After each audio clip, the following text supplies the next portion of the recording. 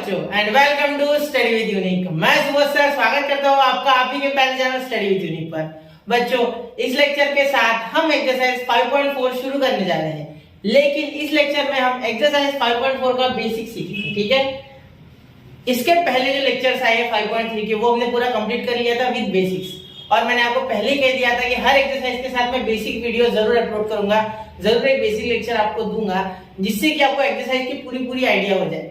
बेटा वेक्टर ऐसा चैप्टर है जो कि इसमें 3D ज्योमेट्री पे ऐड हो चुका है। इसी कारण ये एक इतना छोड़ के दो चैप्टर, एक्चुअली एक चैप्टर नहीं है दो है, ये मैं पहले से बोलते आ रहा हूँ। ठीक है, तो 3D ज्योमेट्री का बहुत सारा कंसेप्ट पिछले लेक्चर में हो चुका है। ठीक है, जो स्केलर के ऊपर बेस्ड था, आज हम वेक्टर के ऊपर कौन कौन से 3D ज्योमेट्री के कॉन्सेप्ट बेस्ड है वो देखेंगे। ठीक है, तो देखिए बच्चा, यहाँ मैं आपको बेसिकली वेक्टर प्रोडक्ट के बारे में ही बात करूंगा। सिर्फ एक ही जगह geometric meaning of vector product का हम जब देखेंगे तब थोड़ा सा ज्योमेट्री का पार्ट आएगा, जिससे हम area of parallelogram using vectors निकालेंगे। ठीक है, तो बच्चों इसी के साथ शुरू करते हैं आज का लेक्चर, जिसका नाम है वेक्टर प्रोडक्ट ऑफ वेक्टर्स। ठीक है, वेक्टर प्रोडक्ट ऑफ वेक्टर्स। तो चलिए बच्चों शुरू करते हैं। अब यहाँ जैसे कि आप देख सकते हो वेक्टर प्रोडक्ट का दूसरा नाम है क्रॉस प्रोडक्ट। क्या है बेटा? Cross product. ठीक है, अब मैं आपको पहले थोड़ा सा स्केलर के बारे में, अगर आप भूल गए हो या आपने पिछला ही किया होगा, तो सपोज आप कुछ दिनों बाद लेक्चर देख रहे हो तो शायद थोड़ा सा वो धुंधला हो जाता है, तो एक बार आपको स्केलर प्रोडक्ट रिपीट करवा देता हूं। देखो स्केलर प्रोडक्ट क्या होता था बेटा, जब हम a बार डॉट b बार करते थे तो क्या आता था, a का मैग्नीट्यूड फिर b का मैग्नीट्यूड, यानी मैं इसे मॉड बोलता था, mod of b bar magnitude. ठीक है, आप कंफ्यूज मत होना, मॉड यानी मैं बोलता हूँ एक्चुअली क्या, मैग्नीट्यूड। ठीक है, magnitude of a into magnitude of b cos theta, ऐसा फॉर्मूला होता था आपका। ठीक है, इसमें मैंने आपको तीन कंडीशन बताई थी। जब थीटा आपका 90 डिग्री हो, यानी a bar is perpendicular to b bar at right angle. ठीक है, then a dot b is equal to 0। कैसे सर? क्योंकि a bar dot b bar cos 90 और cos 90 क्या होता है बेटा, 0, इसीलिए a बार डॉट b बार 0 हो जाता है जब वो परपेंडिकुलर होते हैं तो। ठीक है, second theta is equal to 0 degree. ठीक है, a bar and b bar are parallel. मैंने पिछले लेक्चर में आपको ये बताया नहीं था पैरेलल, तो वो मैंने आपको एक्सरसाइज में बताया हुआ है। ठीक है, पैरेलल यानी आपको पता है कि फ्री वेक्टर्स जो होते हैं, सपोज ये a वेक्टर है, ये b वेक्टर है, तो मैं इसे इस तरीके से कुछ ले सकता हूँ साथ में। ठीक है, इसका मीनिंग क्या हो गया कि ये पैरेलल है। क्या है?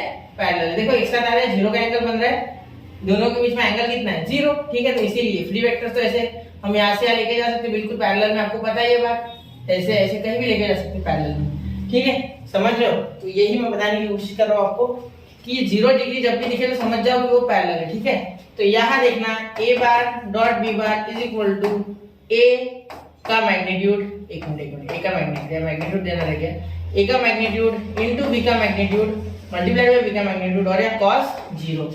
तो cos ऑफ 0 सर कितना होता है?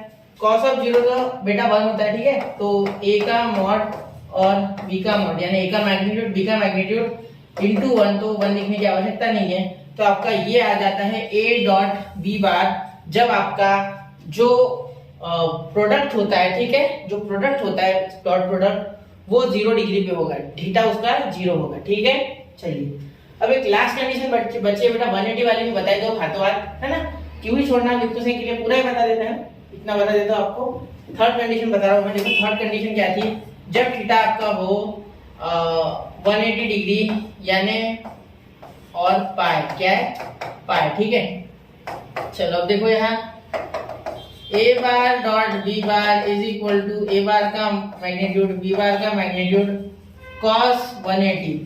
अब यहाँ एक बात सुनना, cos 180 यानी कितना बेटा, cos 180 होता है -1। क्या होता है? -1। तो a का मैग्नीट्यूड b का मैग्नीट्यूड इनटू -1, तो ध्यान देना -a बार है ना का मैग्नीट्यूड और b बार का मैग्नीट्यूड, ये हो गया आपका फाइनल आंसर यहाँ। ठीक है, कोई दिक्कत नहीं है यहाँ। ठीक है, क्लियर? यहाँ तक आपको समझना है ये बातें, और ये आपको बहुत ही ध्यान से याद रखनी है सारी चीजें। ठीक है, ये आपको आना ही चाहिए स्केलर प्रोडक्ट में। ठीक है, अब स्केलर प्रोडक्ट समझ गया, अब मैं हमारे मेन टॉपिक की ओर बढ़ता हूँ जिसका नाम है वेक्टर प्रोडक्ट। ठीक है, चलो ये तो हो गया आपका स्केलर। एक काम करते हैं, इसे थोड़ा सा अलग तरीके से हाईलाइट करते हैं वरना आप कंफ्यूज हो जाओगे। ठीक है, चलो ये ग्रीन कलर से जो किया है मैंने, ये आपका पूरा स्केलर प्रोडक्ट है। कौन सा है?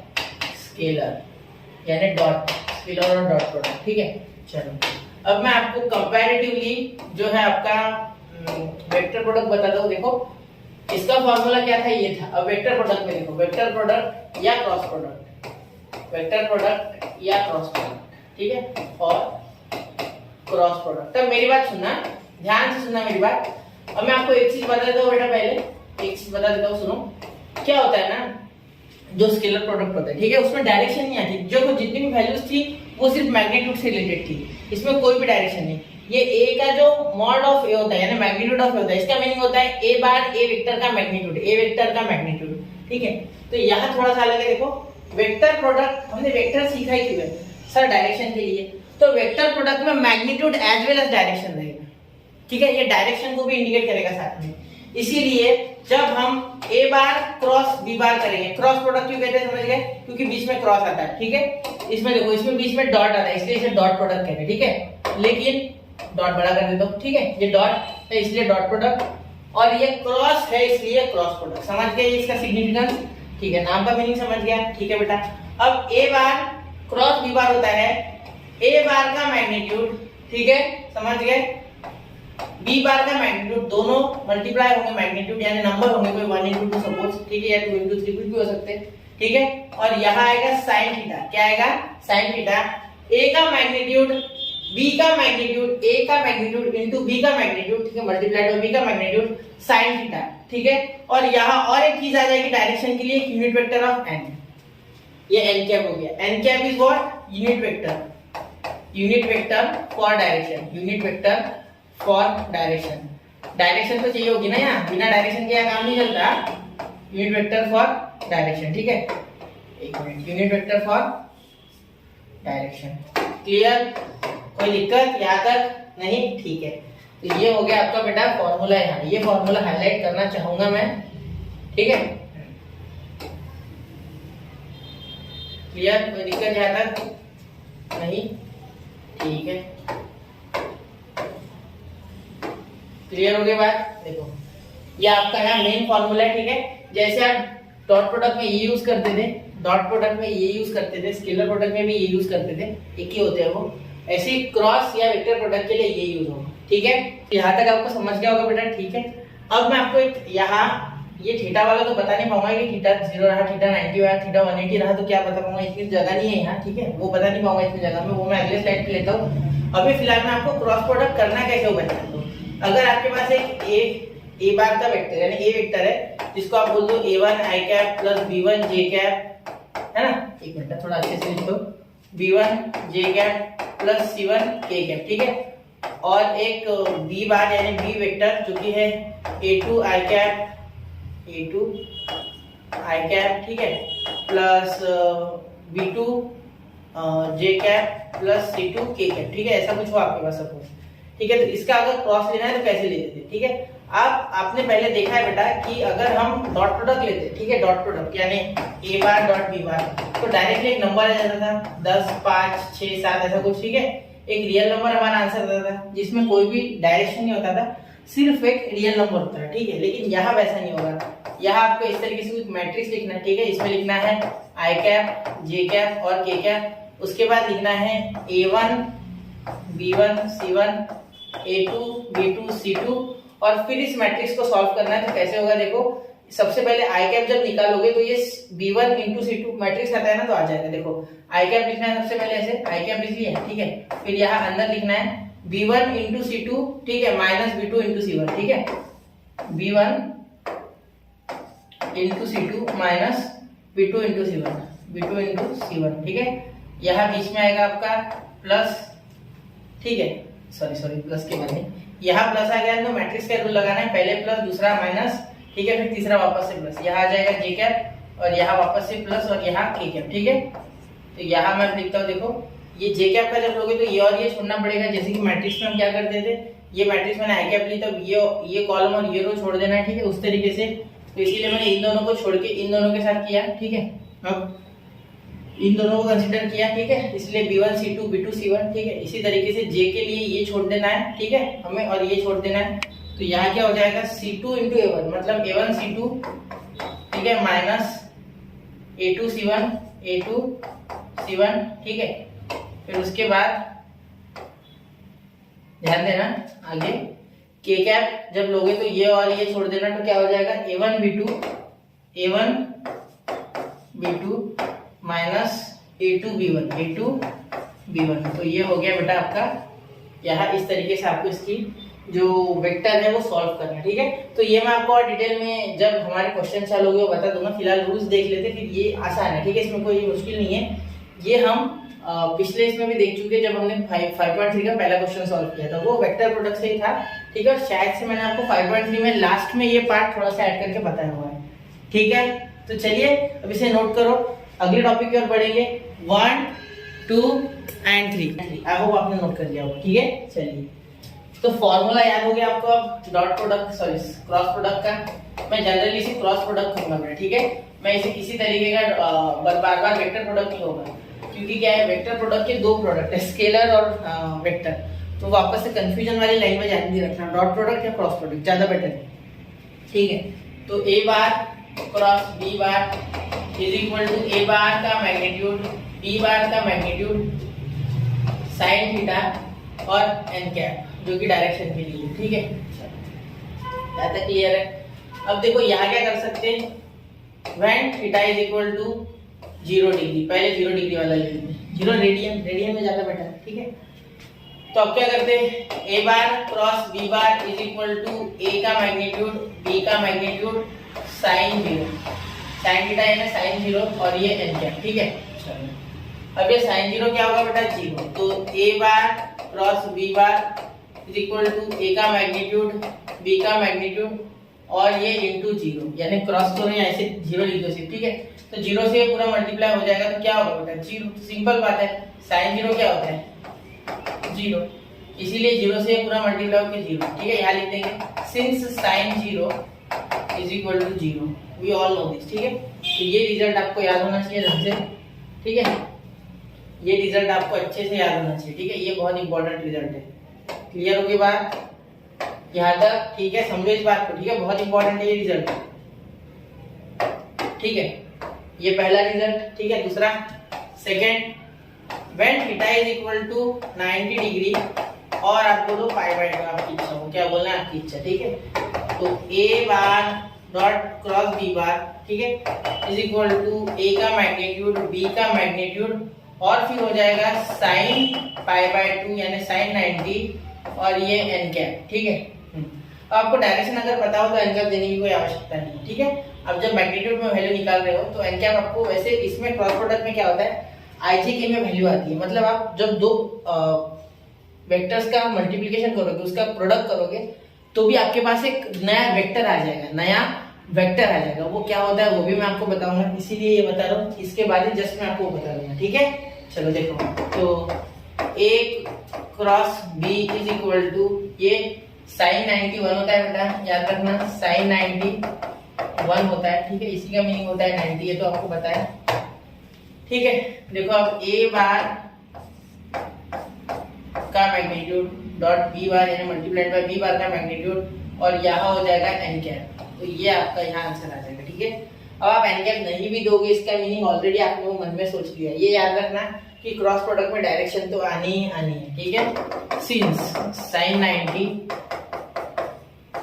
इज इक्वल टू 1, ठीक है। क्लियर, कोई दिक्कत?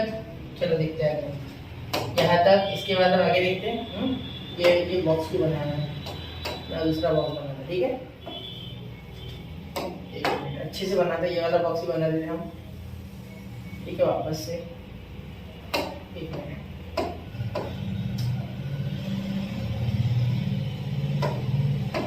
चलो हो गया, ये यहाँ तो हो गया। अब आगे देखते हैं, क्लियर यहाँ तक, ठीक है। थर्ड अगर आप ध्यान से देखो बेटा, तो यहाँ ए बार क्रॉस बी बार, ठीक है। तो थीटा अब यहाँ 180 ले लेंगे और पाई बोल देंगे, ठीक है। तो देयरफॉर ए बार क्रॉस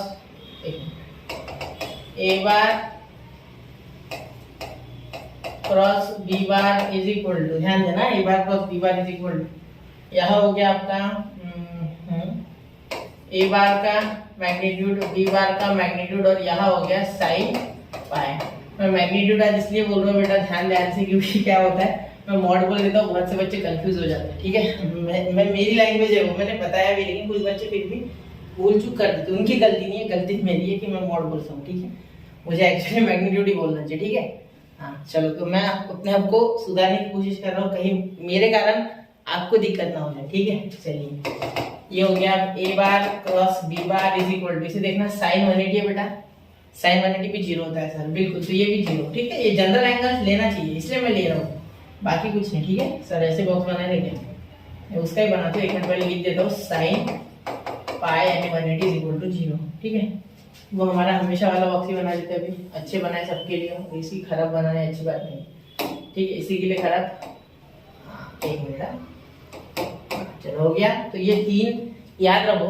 ठीक है, ये बहुत जरूरी है। ठीक है, अब यहाँ कुछ प्रॉपर्टीज भी है बेटा, वो भी मैं आपके साथ डिस्कस करूंगा। ठीक है, लेकिन उससे पहले मैं आपको और थोड़ा सा इसका सिग्निफिकेंस बता देता हूँ। ठीक है, क्या होता है ना, जब दो वेक्टर्स का क्रॉस प्रोडक्ट होता है, एक a बार और एक b बार, सपोज दो वेक्टर है, ऐसे कोई भी ले लो आप, ऐसे कोई भी वेक्टर। ठीक है, तो वेक्टर्स आपको पता है क्या होते हैं। ठीक है, तो जब आप क्रॉस प्रोडक्ट करते हो ना बेटा, तो जब ये वेक्टर्स ऐसे चिपक जाएंगे सपोज, ठीक है, और इनके बीच में कोई एंगल है सपोज थीटा, ठीक है, थीटा एंगल, क्लियर। तो याद रखना कि जब आप इनका क्रॉस करोगे, जब आप लिखोगे a क्रॉस b, ठीक है, तो आपको यहाँ एक वेक्टर मिलेगा, यहाँ आपको एक वेक्टर मिलेगा, वो वेक्टर आपको इस तरीके से इन दोनों के परपेंडिकुलर में मिलेगा। याद रखना, जब आप क्रॉस प्रोडक्ट करोगे दो वेक्टर्स का, तब आपको एक तीसरा वेक्टर मिलेगा। When you perform a cross product of two vectors, या do a cross product of two vectors, then you will get another vector which is perpendicular to both the vectors, which is perpendicular to both the vectors। ठीक है, याद रखना ये बात। ठीक है, then you will get a vector which is perpendicular to both the vectors। ठीक है, समझ रहे हो। तो सपोज इसी बोलेंगे हम a क्रॉस b, ये वेक्टर आपका a क्रॉस b है। ठीक है, ऊपर गया तो पॉजिटिव और नीचे गया तो निगेटिव। ठीक है, इसीलिए जब क्रॉस प्रोडक्ट करते हो आप दो वेक्टर्स का, तो आपको एक plus minus a cross b vector मिलता है एक्चुअली। ठीक है, ये प्लस माइनस होता है, तो ये इन दोनों से परपेंडिकुलर होता है, मतलब a cross b is perpendicular to a bar and a cross b vector is also perpendicular to b bar. ये बहुत ही आवश्यक इंफॉर्मेशन है बेटा। ठीक है, ये याद ही रखना है आपको, क्योंकि क्रॉस प्रोडक्ट जितना सिंपल डॉट प्रोडक्ट था उतना बिल्कुल नहीं है, ये थोड़ा अलग है उससे, थोड़ा यानी बहुत। कंपैरेटिवली पढ़ोगे ना तो आपको बहुत आसानी से समझ जाएगा, उसमें ज्यादा रूल्स नहीं थे, इसमें ज्यादा रूल्स है उससे, और आपको ध्यान से सारे रूल्स फॉलो करने, वरना गलती होने के चांसेस बहुत ज्यादा है इसमें।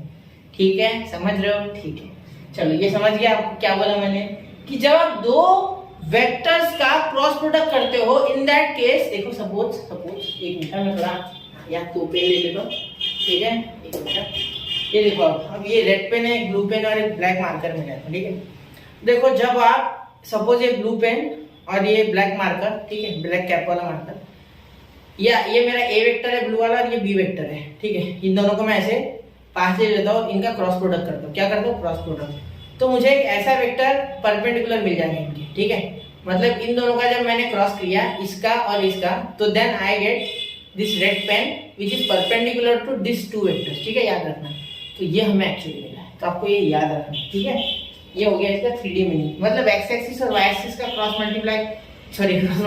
प्रोडक्ट जब किया तो आपको जेड एक्सिस मिल गया, ऐसा कुछ समझो। ठीक है, 3D हो गया ये पूरा, और वो भी प्लस माइनस दोनों, क्योंकि ऊपर नीचे दोनों मिलेगा। समझ गए, इसीलिए मैंने ये, इसका बहुत ज्यादा सिग्निफिकेंस है, बहुत काम का है। ठीक है, अब आगे मैं बढ़ूंगा इसके प्रॉपर्टीज की ओर, जैसे डिस्ट्रीब्यूटिव, कम्यूटेटिव क्या होती है इसमें या नहीं होती है, क्यों होती है और किस तरीके से होती है, वो बताऊंगा। पहले इसे नोट करो, फिर एंगल्स बिटवीन टू वेक्टर वगैरह भी लिखते हैं। ठीक है, जब क्रॉस प्रोडक्ट करते हैं। ठीक है, चलिए नोट कीजिए 1 2 एंड 3। तो नोट कर लिया बच्चा इतना। ठीक है, अब यहाँ बहुत से बच्चों के मन में सवाल आ सकता है कि सर टेक्स्ट बुक में तो यहाँ एन कैप दिया गया है, यहाँ भी एन कैप दिया गया है। ठीक है, तो एक्चुअली यहाँ आपको ये जो है टेक्स्ट बुक में यहाँ एन बार और एन बार भी बोल देता हूँ तो भी कोई फर्क नहीं पड़ता। ठीक है, क्योंकि मुझे पता है कि डायरेक्शन मुझे यूनिट वेक्टर दे रहा है, और यूनिट वेक्टर का जो मैग्नीट्यूड होता है दैट इज 1, दैट इज 1। तो यहाँ देखो, अगर मैं इसका मैग्नीट्यूड लेता हूँ ना, इन दैट केस अगर इसका मैग्नीट्यूड लेता हूँ, ठीक है, तो इसके मैग्नीट्यूड के लिए मैं ऐसे लिख सकता हूँ, ध्यान देना, A bar cross B bar का मैग्नीट्यूड यानी उसका mod is equal to A bar का मैग्नीट्यूड बी बार का मैग्नीट्यूड साइन थीटा। मुझे उस केस में बिल्कुल भी एन कैप की लेने की आवश्यकता भी नहीं है, ये लेना भी नहीं है मुझे ऐसा, ठीक है, ये मुझे लेना भी नहीं है, ठीक है, बस छोड़ देना है मैंने वो, क्योंकि magnitude of this n cap is not बेटा 1, तो इसीलिए मैंने ऐसे नहीं लिखा, ठीक है, वो कोई दिक्कत नहीं उसमें। आप इसको सी वेक्टर भी बोल देते, क्या फर्क पड़ जाता है, कोई फर्क नहीं, नाम में क्या रखा है, ठीक है, समझ रहे हो। हाँ, अब बात निकल ही है, वैसे तो मैं आगे बताने वाला था, लेकिन अभी बता देता हूँ, ठीक है, स्टेप बाय स्टेप जाने वाला था, लेकिन अभी पहुंच गया वहां तक तो बता सकता हूँ मैं आपको। देखो, यूनिट वेक्टर आपको पता है कैसे निकालते हैं, यूनिट वेक्टर फाइंड आउट करने के लिए पता है आपको क्या करना होता है, वो आपको पता होगा, यहाँ तक नोट कर लिया होगा आपने, ठीक है। अब मैं छोटा भी कर दूं तो कोई दिक्कत नहीं, मेरे हिसाब से तो नहीं होनी चाहिए, ठीक है। देखिए, यूनिट वेक्टर फाइंड करने का एक तरीका होता था, unit vector of any vector, यानी सपोज एन का मुझे यूनिट वेक्टर निकालना है, ठीक है, तो इसका एन कैप निकालना है, तो मैं कैसे लिखूंगा, एन का मैग्नीट्यूड एन बार खुद मतलब जो वेक्टर है वो, ठीक है, और उसका अपॉन मैग्नीट्यूड। क्या बोला मैंने, unit vector of any vector is that vector itself and upon the magnitude of that vector. मैंने क्या बोला, अगर मुझे सी बार का वेक्टर है, ठीक है, इसका मुझे निकालना है वेक्टर, अब इसका मुझे यूनिट वेक्टर निकालना है, तो मैं क्या करूंगा, C cap is equal to C खुद और उसका अपॉन में मैग्नीट्यूड, ठीक है, सी बार खुद अपॉन सी बार का मैग्नीट्यूड, ठीक है, यानी मॉड ऑफ सी, ठीक है, तो इसका यूनिट वेक्टर यानी वो वेक्टर खुद अपॉन उसका मैग्नीट्यूड। ये तो आप जानते हो, मैंने पिछले लेक्चर में ये खोद के बताया था, ठीक है, आपने ये फिजिक्स में भी पढ़ा है बेटा, ठीक है, क्लियर, यहाँ तक क्लियर है। तो ऐसे ही अगर ये वेक्टर आपका, मैंने पहले कह दिया था कि हम इसे हम इस वेक्टर को हम इस वेक्टर को एन कैप कहेंगे, suppose N cap sorry N bar कहेंगे, सपोज इस वेक्टर को हम एन बार कहेंगे, ठीक है। तो अगर आप इसको एन बार कहोगे, तो A bar cross B bar, ये इसका एक परपेंडिकुलर वेक्टर है जो कि एन बार है, ये भी एन बार है, तो इन दैट केस ध्यान देना, एन बार, ठीक है, यही आपका ये है, तो आप ये लिख सकते हो एन बार की वैल्यू, देखो एन बार आपका क्या है, ए bar cross B bar upon उसका मैग्नीट्यूड यानी इसी का मैग्नीट्यूड। कुछ गलत किया क्या मैंने, देखो एक वापस से बता रहा हूं आपको, देखो क्या होता है, एक्चुअली एन बार जो है वही आपका ए बार क्रॉस बी बार है, तो उसी का मैग्नीट्यूड और वही ऊपर, एक्चुअली ये तो यही है और ये यही, ठीक है, रिश्ता वही है, सोच नहीं है सिर्फ, ठीक है, ध्यान देना, रिश्ता वही है, सोच नहीं है, ठीक। चलिए नोट कीजिए यहाँ तक, फिर मैं डायरेक्टली बढ़ रहा हूँ, इसके कुछ प्रॉपर्टीज है 2-4 वो आपको रिपीट करा देता हूँ, फिर चलता हूँ, ठीक है, नोट कर लो इसे, हो गया बेटा। चलिए तो चल रहा हूँ मैं प्रॉपर्टीज की ओर, ठीक है। अब इसमें 2 लॉज है बेटा, एक है लेफ्ट डिस्ट्रीब्यूटिव लॉ, एक है राइट डिस्ट्रीब्यूटिव लॉ, है वो एक ही, ठीक है, कोई फर्क नहीं पड़ रहा है इसमें। देखो मैं आपको उससे पहले एक बेसिक लॉ पढ़ा देता हूँ, मैंने आपको बताया भी था वैसे वेक्टर्स में, ठीक है, लेकिन यहाँ वो थोड़ा लॉजिकल है उसका, ठीक है। स्केलर में क्या था, स्केलर में हम ए बार डॉट बी बार अगर होता था तो इसे बी बार डॉट ए बार लिख सकते थे आराम से कोई फर्क नहीं होता था, क्योंकि 2 स्केलर को जब मल्टीप्लाई करते थे तब हमें एक नंबर मिलता था, ठीक है। जैसे अगर मैं सपोज बोलूं कि ए बार नाम का वेक्टर, ध्यान दो कंपैरेटिवली बढ़ा लो, थोड़ा सा समय लग जाएगा, चलेगा। तो ए बार अगर मैं बोल दूं 3i cap plus 4j cap plus 2k cap, ठीक है, और मैं बी बार बोल दूं 3k cap 3i cap plus 4j cap plus 2k cap, ठीक है। वापस यही लिखा कि मैंने, एक काम करके इसे अलग लिखते हैं, j कैप और प्लस 5k कैप, ठीक है, ऐसे बोलता हूँ सपोज, ठीक है। तो इसे मल्टीप्लाई कैसे करते थे, i वाला i के साथ, यानी ए बार डॉट बी बार अगर मल्टीप्लाई करते थे तो i वाले के साथ 3 3 जा 9, j वाले के साथ, या कुछ नहीं आने 1 1 4 जा 4, 2 into 5 20। अब सर आप कोई बच्चा अगर सोच रहा है कि i into j क्यों नहीं किया, i into k क्यों नहीं किया, तो बेटा स्केलर में जब हम 2 परपेंडिकुलर वेक्टर्स को मल्टीप्लाई करते थे तो हमें 0 मिलता था, इसीलिए i कैप और j कैप मल्टीप्लाई नहीं करना, k कैप और k कैप मल्टीप्लाई नहीं करना, ठीक है। ये z जैसे दिख रहा है, इसे थोड़ा 2 कर देता हूँ, क्लियर। अब इसका आंसर क्या है, देखो 9 4 20 कितना है, 29 33, ठीक है 33 यूनिट ऐसा बोल लो, ठीक है। ऐसे है होगा बी बार डॉट ए बार करूँ तो मैं अब इससे इसको मल्टीप्लाई करूंगा तो इसका है 3 इंटू 3 9, 1 इंटू 4 4, 5 इंटू 2 10, ठीक है। अरे यार मैंने 20 लिख दिया क्या, 4 से मल्टीप्लाई 5 4 10 या 10 था 23 आएगा बोलो, ठीक है। यहाँ मैंने गलती से कुछ और ही लिख दिया, ठीक है 23 आएगी 23। अब यहाँ ध्यान देना 9 + 4 13, 13 + 10 23 यूनिट, ठीक है। ये हो गया बी बार डॉट ए बार, बिल्कुल क्लियर हो गई बात, कोई दिक्कत नहीं। चलिए मिटा दूं। अब ये होता था स्केलर प्रोडक्ट, ठीक है, लेकिन वेक्टर प्रोडक्ट कुछ और है, ठीक है। वो क्या होता है वो भी मैं आपको बताऊंगा, स्टेप बाय स्टेप चलते हैं, ठीक है। तो इसमें पहला जो प्रॉपर्टी है, ठीक है, पहले मैं प्रॉपर्टी लिख दूं ढंग से, अब लिख लो। वैसे वो भी प्रॉपर्टीज का ही पार्ट है, वो जो हमने पीछे किया ना एंगल वाला, वो भी प्रॉपर्टी वाला पार्ट है, ठीक है। क्रॉस हेडिंग डाल रहा हूं, ठीक है। तो यहाँ देखिए बेटा पहला डिस्ट्रीब्यूटिव लॉ लिखते हैं, तो फर्स्ट डिस्ट्रीब्यूटिव लॉ, उसमें दो है, ठीक है बेटा। इसमें दो टाइप, एक है राइट डिस्ट्रीब्यूटिव लॉ और एक है लेफ्ट डिस्ट्रीब्यूटिव लॉ, ठीक है। मेरी बात पे ध्यान देना, ठीक है। पहला लिख लो, इसमें ए बार कोई, पहले तो बता दूं मैं आपको, कोई ए बी और सी 3 वेक्टर है, ठीक है, any 3 vectors a b c 3 vectors है, ठीक है, a comma b and c, ठीक है। अब देखो अगर आप ऐसे लिखो, मैं a bar cross B bar plus c bar, अगर ऐसे लिखता हूँ, ठीक है। तो मैं अगर ऐसे लिखता हूँ कि बी बार, यहाँ लिख रहा हूँ मैं क्योंकि मैं गलत लिख रहा हूँ, देखो गलत लिख रहा हूँ, पहले गलत सीखा हूँ, ठीक है। देखो बी बार और क्रॉस ए बार लिखूंगा, ठीक है, और फिर यहाँ लिख दूंगा ए बार क्रॉस सी बार, तो ऐसे यहाँ नहीं चलेगा, यहाँ गलत हो जाएगा ये। क्यों? क्योंकि ये है बेटा राइट डिस्ट्रीब्यूटिव लॉ। कौन सा है ये? राइट डिस्ट्रीब्यूटिव लॉ, ठीक है, ध्यान देना। ये है बेटा राइट डिस्ट्रीब्यूटिव लॉ, ठीक है। ये है बेटा राइट डिस्ट्रीब्यूटिव लॉ, ठीक है। ये है बेटा राइट डिस्ट्रीब्यूटिव लॉ, ठीक है। तो यहाँ ए बार जब बी बार के साथ क्रॉस होगा तो A bar cross B bar ही होगा, ए बार ही पहले आएगा, राइट वाला ही राइट में पहले आएगा, ठीक है। मतलब ये देखो ये राइट वाला है ना, ये बी, तो ये बी ही पहले आएगा, ये लेफ्ट वाला उसके बाद जाके बैठेगा, ठीक है।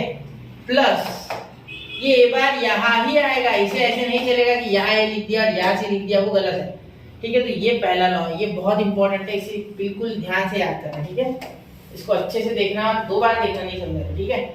और एक बात साथ साथ में बोनस बता देता हूँ, अगर आपको कॉमन निकालना है ए बार, तो कॉमन भी इसी साइड निकालना पड़ेगा, क्योंकि ये दोनों लेफ्ट साइड है, इसीलिए लेफ्ट साइड ही ए बार कॉमन निकलेगा, बचा हुआ राइट का part B bar plus c बार।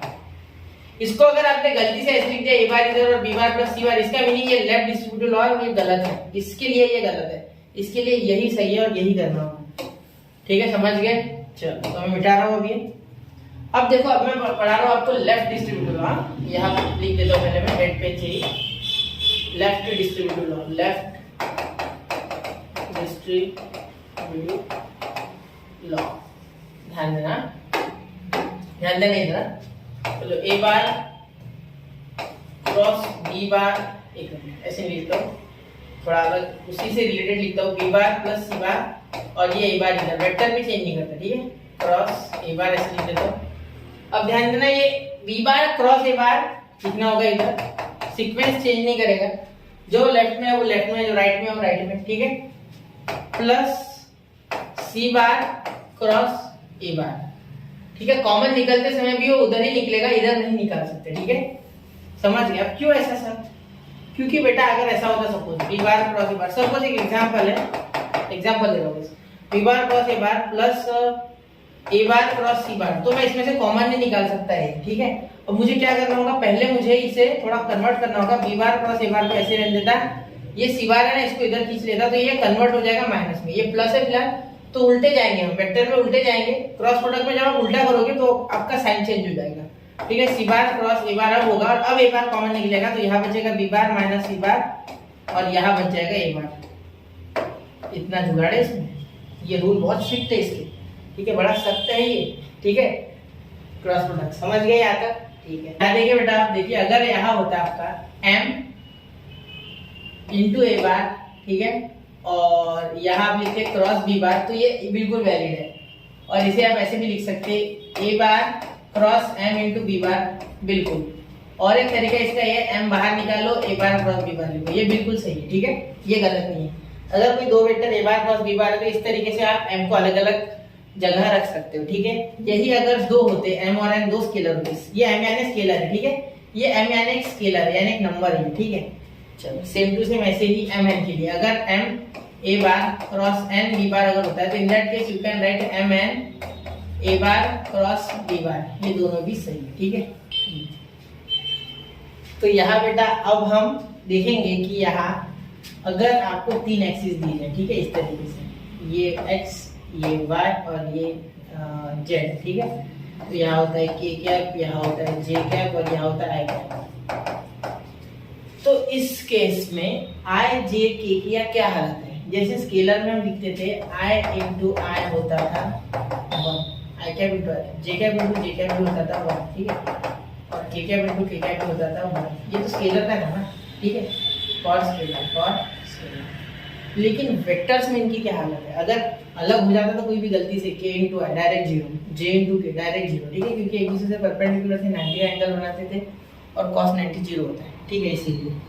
लेकिन इनकी हालत प्रोडक्ट में क्या है, मतलब क्रॉस प्रोडक्ट में क्या है, वो हम देखेंगे, ठीक है, इतना नोट कर लो। फिर हम उस बारे में चर्चा करते हैं कि किस तरीके से यह आई इंटू आई यानी I cap into sorry I cap cross I cap, J cap cross J cap, K cap cross के कैप क्या होता है, ठीक है। चलिए इसे नोट कीजिए, हो गया बेटा नोट, ठीक है। चलिए अब आपको मैं बताता हूँ यहाँ क्या होता है। देखो सबसे पहले तो तीन एक्सिस बना लो, दिक्कत वाली बात ही नहीं होनी इसमें कोई, ठीक है। देखो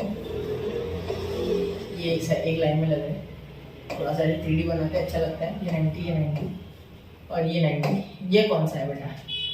ये आई कैप है यानी एक्स, ठीक है, ये वाई यानी जे कैप, ये के कैप है यानी जेड, ठीक। यहाँ तक तो कोई दिक्कत नहीं, यहाँ तक कोई दिक्कत नहीं, यहाँ तक बिल्कुल स्मूथ सी चीजें चल रही, ठीक है। अब आगे क्या करें बेटा? ठीक है, आगे देखते। पहला जो है इसमें मैं पहले आपको बता दूं, इसमें जब आप आए फॉर्मूला पहले लिख देते हो, फॉर्मूला पहले बहुत इंपॉर्टेंट है, उससे आपको ज़्यादा डिटेल में समझाएंगे। देखो यहाँ फॉर्मूला क्या होता है, a bar cross b bar is equal to a का मैग्नीट्यूड b का magnitude sine theta into n cap. n cap direction के लिए, n कैप फॉर डायरेक्शन, ठीक है, कोई दिक्कत नहीं, यहाँ तक कोई दिक्कत नहीं, ठीक है। अब मेरी बात से ध्यान देना, यहाँ अगर आप देखो बेटा कि ए कैप यानी ए बार क्रॉस बी बार, ठीक है, तो यहाँ ए बार आपका हो जाएगा सपोज आई कैप और यहाँ बी बार भी आपका लेट बोल रहा हूँ, ठीक है, बी बार भी आपका हो जाएगा आई कैप, क्योंकि आप सेम डायरेक्शन में निकाल रहे हो ना। जैसे वहाँ आई कैप क्रॉस आई कैप पहले लिया था, वैसे इसमें भी ले लेते। और इसका मैग्नीट्यूड तो आपको पता ही है, यूनिट वेक्टर है, इसलिए इसका मैग्नीट्यूड तो 1 हो जाएगा, क्योंकि ये क्या है, यूनिट वेक्टर है। क्या है? यूनिट वेक्टर अलोंग एक्स, ठीक है, ये बता रहे हैं, ठीक है। तो जब मैं यहाँ आई कैप क्रॉस आई कैप करूंगा तो देन यहाँ इसका यूनिट वेक्टर, यहाँ इसका यूनिट वेक्टर, ठीक है, और साइन 90, ठीक है, साइन 90 नहीं है, साइन 0, सॉरी थीटा 0 है यहाँ आपका, थीटा यहाँ 0 आ जाएगा, पहला केस है ना ये, थीटा 0 आ जाएगा, थीटा 0, ठीक है, तो यहाँ 0 डिग्री रेडियन जो भी आपको देना, थीटा 0, ठीक है। अब यहाँ एन कैप तो है बेटा प्रेजेंट, ठीक है, तो साइन 0 बेटा 0 होता है, तो i cap cross I cap का आंसर आ जाएगा 0। Why? Since sine 0 is equal to 0, since sine 0 is equal to since sine 0 is equal to 0। मेरी बात सुनो, साइन 0 क्या होता है बेटा? 0 होता है, ठीक है, इसीलिए ये 0 से पूरा मल्टीप्लाई हो गया, ये 0 बन गया, तो ये पूरा क्या बन गया? 0 हो गया, बस खत्म है विषय, इससे ज्यादा कुछ नहीं करना है, ठीक है। अब ऐसे ही सिमिलरली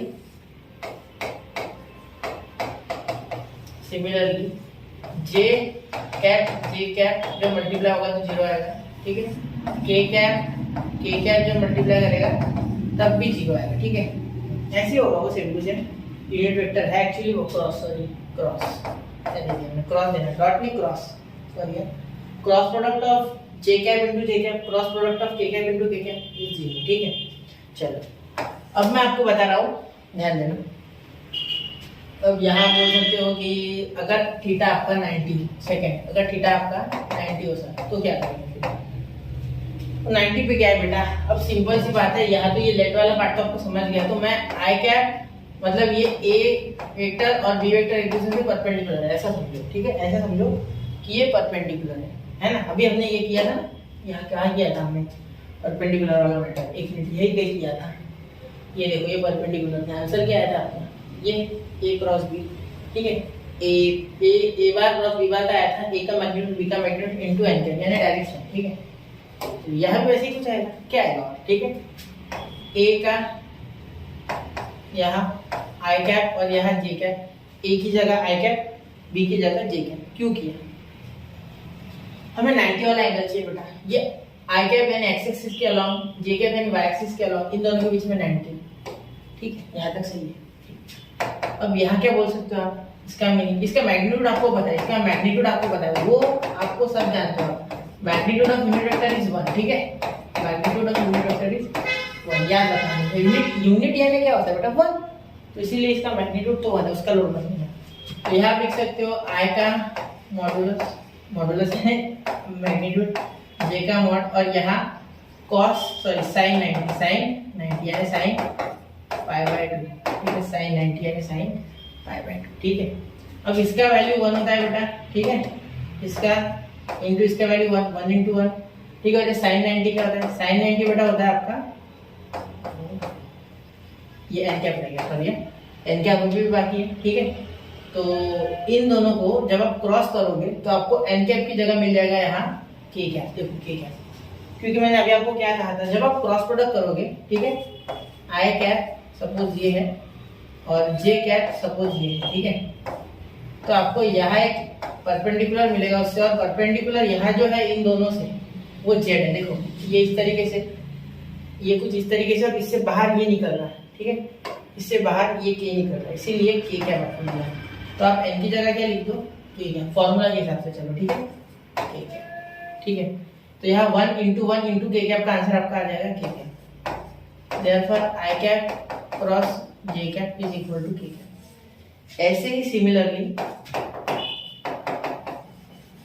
ठीक है, जब जे कैप क्रॉस के कैप करोगे तो आपको मिलेगा आई कैप, ठीक है, तो आपको मिलेगा आई कैप, ध्यान देना आई कैप, और ऐसे ही सिमिलरली जब आपको के कैप इंटू आई कैप करोगे तो आपको मिलेगा जे कैप, ठीक है।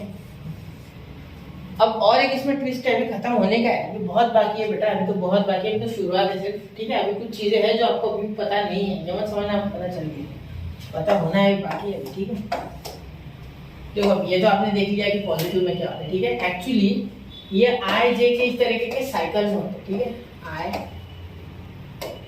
जे एंड के, ठीक है।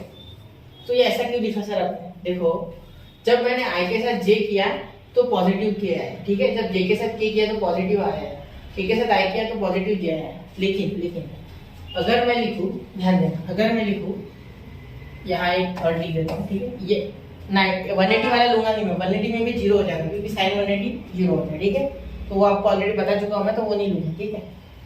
अब यहाँ अगर मैं सपोज जे कैप इंटू आई कैप करता हूँ, ठीक है, उल्टा जाता हूँ, उल्टा, ठीक है, साइकिल के अपोजिट, ये क्लॉकवाइज है ना, क्लॉकवाइज है, ठीक है, क्लॉकवाइज साइकिल के अपोजिट जाता हूँ मैं, एंटी क्लॉकवाइज, ठीक है, एंटी क्लॉकवाइज, ठीक है, यहाँ लिख देता हूँ मैं for anti clockwise direction, for anti clockwise, ठीक है, डायरेक्शन। तो यहाँ देखना, अगर मैं लिखूं जे कैप इंटू आई कैप, तो यहाँ आपका जो आंसर है वो थोड़ा सा अलग आएगा, देखो जे कैप इंटू आई कैप, तो यहाँ आंसर आएगा माइनस के कैप, ठीक है, आंसर के ही आया, देखो ये आई इंटू जे वाले आंसर है, लेकिन क्या है, ये क्रॉस प्रोडक्ट है, ठीक है, इस पर ध्यान देना। अब अगर आप आगे आई कैप क्रॉस के कैप करो तो यहाँ आपके पास आ जाएगा नेगेटिव का जे कैप, नेगेटिव का जे कैप, ठीक है, आई कैप क्रॉस के कैप करो तो नेगेटिव का यहाँ भी डॉट हो गया, सॉरी यहाँ क्रॉस चाहिए, तो फिर ठीक नहीं है स्टोरी। ये हो गया आई गैप, ठीक है। अब देखो इसके बाद आई के हो गया आपका, जे आई हो गया। अब बचा क्या, जे के लिख दिया मैंने, के जे लिखना है, के क्रॉस जे कैप करोगे तो आपका आंसर आएगा माइनस का आई कैप, ठीक है। क्रॉस जे कैप क्रॉस के कैप के लिए पॉजिटिव आई कैप, और के क्रॉस के कैप क्रॉस जे कैप के लिए माइनस का आई कैप, ठीक है। मतलब जब आप एंटी क्लॉकवाइज जाओगे, देखो पहले ये ऐसा गया मैं जे और आई, फिर आई और के यानी वापस से ऐसा गया उल्टा, ठीक है, एंटी क्लॉकवाइज, फिर के और जे के लिए वापस से गया, तो आंसर उल्टा जब आया तो माइनस का बचा हुआ वेक्टर आ गया। मतलब आई जे का जब क्रॉस होता है तो फिक्स है कि आंसर के में आएगा, लेकिन डिपेंड करता है कि आप क्लॉकवाइज जा रहे हो या एंटी क्लॉकवाइज। क्लॉकवाइज जाते हो तो आपका पॉजिटिव के आता है, और अगर आप एंटी क्लॉकवाइज जाते हो तो माइनस के आता है, ठीक है, माइनस के। वैसा ही सिमिलरली बाकियों के लिए एप्लीकेबल है, ठीक है। चलिए तो इतना नोट कर लो बेटा, ये बहुत जरूरी है, डायरेक्शन इसमें बहुत ही इंपॉर्टेंट है, ठीक है, ये डायरेक्शन के लिए है। अब मैं आपको ज्योमेट्रिक सिग्निफिकेंस यानी ज्योमेट्रिक मीनिंग बताऊंगा, एक बार जरा नोट कीजिए इसे। 1 2 एंड 3 हो गया बेटा। चलिए अब मैं आपको ज्योमेट्रिक मीनिंग बताऊंगा इसका, ठीक है। तो हम देखेंगे बेटा ज्योमेट्रिकल मीनिंग या आप बोलो ज्योमेट्रिकल एप्लीकेशन, ठीक है, ऑफ वेक्टर प्रोडक्ट, ठीक है, ठीक है। चलिए वेक्टर प्रोडक्ट के बारे में लास्ट टॉपिक है, ठीक है। इसके बाद हमारा वेक्टर प्रोडक्ट तो खत्म है पूरा, ठीक है। तो यहाँ हम एरिया ऑफ पैरेललोग्राम निकालेंगे। क्या निकालेंगे, एरिया ऑफ पैरेललोग्राम, ठीक है। तो देखिए इस तरीके से हम निकालते हैं वो देखो, ठीक है। और सबसे पहले एक पैरेललोग्राम ले लो, हाथ से बना लेना, ठीक है, अच्छे से बना दे थोड़ा ये। चलो देखो यहाँ ले लो ए बी सी डी, ठीक है, ऐसा कुछ ले लो आप, ठीक है। आप इधर ले लो ए वेक्टर, इधर ले लो आप बी वेक्टर, ठीक है, सॉरी, ठीक है। ये ए वेक्टर तो ये भी ए वेक्टर, ये बी वेक्टर तो ये भी बी वेक्टर, अपोजिट वाले, ठीक है। अब यहाँ से कुछ इस तरीके से आप एक परपेंडिकुलर ड्रॉ कर लो, या मैं सीधा ड्रॉ कर लेता हूँ लाल रंग से, ठीक है। ये कितनी है, ये मैं डार्क इसलिए कर रहा हूँ जिससे कि आपको अच्छे से दिख जाए, ठीक है। अब देखो यहाँ मीनिंग आपको क्या करना है, ये अगर आपका एंगल थीटा है, ये अगर आपका एंगल थीटा है, इसमें आपको किसी भी तरीके से वेक्टर प्रोडक्ट घुसाना है, ठीक है। वेक्टर प्रोडक्ट को आपको यहाँ लाना है, तो सिंपल सी बात है, आपको साइन थीटा के पास जाना होगा, कुछ भी करे, ठीक है। तो अगर मैं थीटा लेता हूँ, ठीक है, तो ये हाइट बन रही है क्या बेटा, हाँ बिल्कुल, तो ये हाइट है, ठीक है। वैसे तो आपको फॉर्मूला पता है एरिया ऑफ पैरेललोग्राम का, एरिया ऑफ पैरेललोग्राम का क्या होता है बेटा, area of parallelogram, area of parallelogram होता है बेटा base into height, base into height, ये जानते हो आप, ठीक है। तो इसे हम वेक्टर से प्रूव करेंगे, देखो कैसे। अगर आप ए का मैग्नीट्यूड ले लें जो कि ए बी है, ठीक है, एक्चुअली ए बी जो है, ए बी का magnitude is equal to A bar का मैग्नीट्यूड, तो बेस तो आपके पास है, मतलब आप area is equal to A का मैग्नीट्यूड तो लिख पाओगे, ठीक है। ये क्रॉस प्रोडक्ट होगा, ये तो आप समझ रहे हो, ठीक है। हाँ, तो यहाँ ए बार क्रॉस हाइट के थोड़े बांधे, अब हाइट का देखते हैं, हाइट का क्या हो सकता है। देखो हाइट आप क्या कर सकते हो बेटा, यहाँ अगर मैं ध्यान से देखूं तो ये हाइट जो है बेटा, ये आपकी साइन थीटा के साथ मैच कर रही है। देखो sine theta is equal to opposite upon hypotenuse, तो h upon b bar, h upon b bar. ध्यान देना साइन थीटा, ये अगर मैं थीटा, इसके अपोजिट ये h है, ठीक है, तो ये हो जाएगा h upon b bar, h upon b बार, ठीक है। तो आपकी h की वैल्यू तो डायरेक्टली आ गई है b बार साइन थीटा, b बार साइन थीटा, ठीक है। तो अगर आप ध्यान दो तो ये b बार एक्चुअली में मैग्नीट्यूड है, किसका, b bar is height, b bar height का मैग्नीट्यूड है, सॉरी b बार AD का मैग्नीट्यूड है, सॉरी b बार AD का मैग्नीट्यूड है, ठीक है, क्लियर, b बार AD का मैग्नीट्यूड है, ध्यान देने की बात, ठीक है, हो गया आता। अब आगे ध्यान देना, ठीक है। अब यहाँ हम क्या लिख सकते हैं, area of parallelogram is equal to base, base क्या है बेटा आपका, यहाँ AB क्या है, तो एरिया है बेटा देखना AB का मैग्नीट्यूड है, AB क्रॉस, देखो AB ये बेस है, क्रॉस ये h हाइट h, ठीक है। तो ये एक्चुअली क्या आ गई है, b बार sin थीटा, b बार sin थीटा, यहाँ भी लिख देते हैं, ठीक है। तो हाइट को मैं h लिख देता हूँ, ठीक है। आप चाहो तो यहाँ कोई पॉइंट दे देना, ds वगैरह बोल सकते हो, लेकिन मैं h लिख रहा हूँ, ठीक है। अब AB तो मेरा a बार है, ठीक है, तो इसे मैं a बार लिख सकता हूँ, और हाइट को क्या लिख सकता हूँ बेटा, ये मैग्नीट्यूड है, एक्चुअली क्या है magnitude, AB is equal to a का मैग्नीट्यूड, ठीक है। तो ये तो एक लेंथ है ना, तो लेंथ तो स्केलर है फिलहाल, तो इसलिए a बार लिखेंगे इसकी जगह, h की जगह ये भी b का मैग्नीट्यूड है, क्योंकि देखो मैग्नीट्यूड के लिए बात चल रही है, साइन थीटा में मैग्नीट्यूड देता है, आपको पता होगा, ट्रिग्नोमेट्री का यूज करके लेंथ निकालते हैं, लेंथ ठीक है। तो ये लेंथ ही निकली हुई, इसलिए यहाँ भी बी बार का मैग्नीट्यूड, ठीक है। तो यहाँ बी बार का मैग्नीट्यूड और यहाँ साइन थीटा। तो आप अगर जानते हो तो फॉर्मूला आपको पता है, ए का मॉड बी का मॉड, यानी ए का मैग्नीट्यूड बी का magnitude sine theta. This is the formula for a bar cross B bar. तो ये बिल्कुल यहाँ मैच हो रहा है बेटा, ठीक है। तो यहाँ लिख देंगे ए बार क्रॉस बी बार का मैग्नीट्यूड। मैग्नीट्यूड क्यों बोला सर आपने? बेटा यहाँ हम स्क्वायर यूनिट्स में एरिया निकालेंगे, तो वो एक मैग्नीट्यूड रहेगा, इसीलिए हमें मैग्नीट्यूड देना बहुत जरूरी है, क्योंकि मॉड देने से आपका मैग्नीट्यूड निकलता है। हमें यहाँ वेक्टर के फॉर्म में नहीं चाहिए, हमें एरिया चाहिए, एरिया एक नंबर होगा, ठीक है। इसीलिए अब जाते जाते और एक बोनस सुन लो, ठीक है। अगर आप डायगोनल्स दिए आपके पास, अगर आपको डायगोनल्स पता है, ठीक है, मैं इसके ऑरेंज कलर से डायगोनल्स बना देता हूँ। देखो ये और ये कुछ इस तरीके से डायगोनल्स दिए, ठीक है। एक डायगोनल का वेक्टर सपोज सी बार है और एक का डी बार है, ठीक है। तो इन दैट केस डायगोनल्स का वेक्टर किसके? डायगोनल्स के, ठीक है। तो आप इससे भी निकाल सकते हो, देखो कैसे। एक काम करते इसे थोड़ा, एक मिनट। डायगोनल्स तो आप इससे भी आप निकाल सकते हो, कैसे? देखो बेटा, आपको करना क्या है, सिर्फ सिंपली आपको एरिया ऑफ पैरेललोग्राम, ठीक है, ये मेथड 1 है, ठीक है। ये मेथड 1 है आपकी, ठीक है। ये मेथड 2 है, ठीक है। यहाँ मैं दे देता हूँ अंदर, ठीक है, ध्यान देना, यहाँ 2, ठीक है। तो एरिया ऑफ पैरेललोग्राम कैसे बनाओगे? Half into mod of C bar into D bar, मतलब half into cross product of vectors along diagonals, ठीक है। तो डायगोनल के अलोंग जो वेक्टर होगे उसका क्रॉस प्रोडक्ट ले लोगे, तो आपको हाफ इंटू उनका, अगर आप इस तरीके से क्रॉस प्रोडक्ट ले लोगे डायगोनल्स का, ठीक है, और उसका मैग्नीट्यूड हाफ इंटू उसका मैग्नीट्यूड, तो आपको एरिया ऑफ पैरेललोग्राम यहाँ भी मिल जाएगा, ठीक है बेटा। ये है मेथड 2, ठीक है बेटा। तो यहाँ हमारा geometrical meaning of vector product खत्म होता है। एक बार नोट कीजिए, 1 2 3 हो गया। चलिए, तो यहाँ वेक्टर प्रोडक्ट मैंने आपको पूरा डिटेल में समझा दिया है, ठीक है। अभी वन शॉट की ओर बढ़ेंगे, क्योंकि अब हमारा बहुत सा सिलेबस खत्म हो चुका है। तो बच्चों स्टडी के साथ बने रहे, सपोर्ट के लिए धन्यवाद। जय हिंद, जय भारत।